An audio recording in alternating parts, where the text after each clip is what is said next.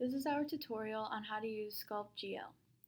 The unique feature of our application is the fact that you can sculpt an object instead of having to measure everything out. To add an object, you are going to click on Scene in the upper left-hand corner, and then you're going to choose the object you'd like to add to the project. You can turn on Wireframe, which is located in the Rendering tab, in order to see malformed mesh. Use the Remesh tool located in Topology in order to fix the malformed mesh. Next, you can use Symmetry, and this allows you to create a proportional object and decrease the time spent on the object, and it's located at the bottom of the page. You can use Brush and Inflate to add clay to the object. The brush adds layers opposed to Inflate, which inflates the surface you are changing. You can use the flattening tool to erase clay from your object. You can use Smooth to take the harsh, rugged lines and smooth them out.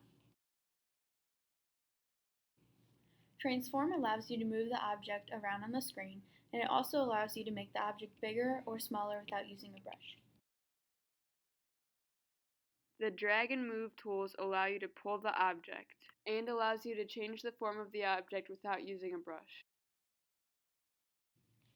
You can use Crease to make lines and creases in the object. It is like a more intricate flattening tool.